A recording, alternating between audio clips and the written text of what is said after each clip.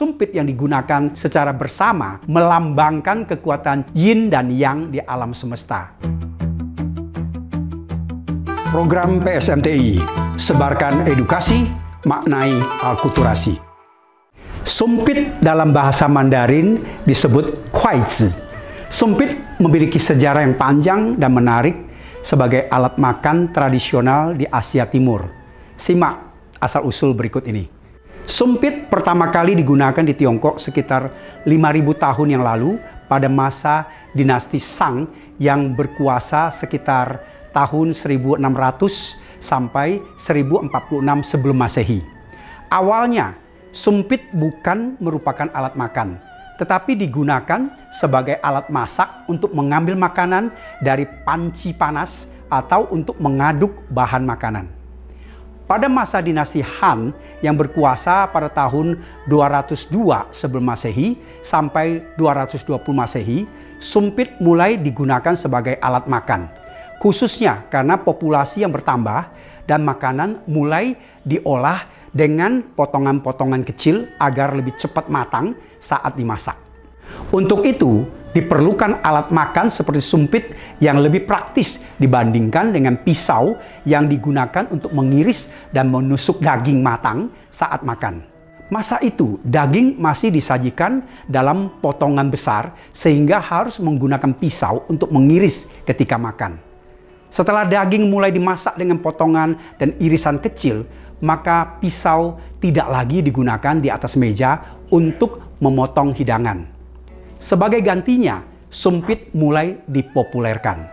Sumpit kemudian menyebar ke negara-negara Asia Timur seperti Jepang, Korea, Vietnam, dan kawasan lain melalui perdagangan, migrasi, dan pengaruh budaya Tiongkok yang sangat kuat pada masa itu. Dalam perkembangannya, ketika sumpit menyebar ke negeri-negeri lain, terjadi perbedaan desain dan bahan. Di zaman modern ini, meskipun tidak signifikan, tetapi kita bisa melihat perbedaan bentuk dan bahannya. Di Tiongkok, bentuk sumpit lebih panjang. Umumnya sekitar 25 cm dan biasanya terbuat dari kayu, bambu, atau bisa juga dari logam. Di Jepang, sumpit lebih pendek dan runcing di ujungnya. Umumnya terbuat dari kayu atau plastik. Desainnya pun lebih dekoratif. Di Korea, sumpit cenderung pipih dan terbuat dari logam seperti stainless steel. Di Vietnam, sumpit serupa dengan Tiongkok tetapi lebih ramping. Meski tampak sangat sederhana, alat makan atau alat dapur yang praktis ini menyimpan filosofi yang dalam. Sumpit memiliki nilai filosofis dalam budaya Asia. Dari negeri asalnya, alat ini melambangkan keseimbangan dan keharmonisan. Dua batang atau sepasang sumpit yang digunakan secara bersama melambangkan kekuatan yin dan yang di alam semesta.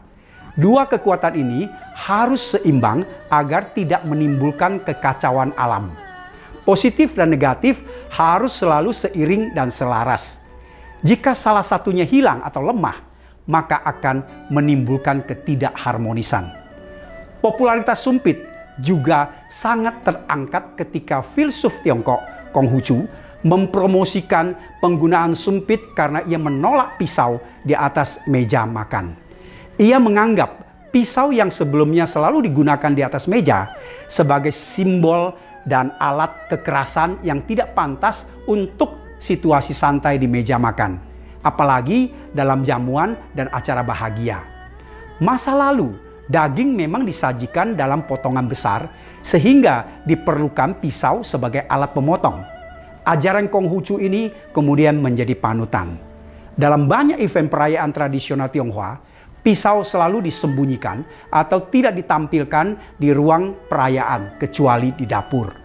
Bahan sumpit pertama kali dibuat dari kayu atau bambu karena sangat mudah didapat.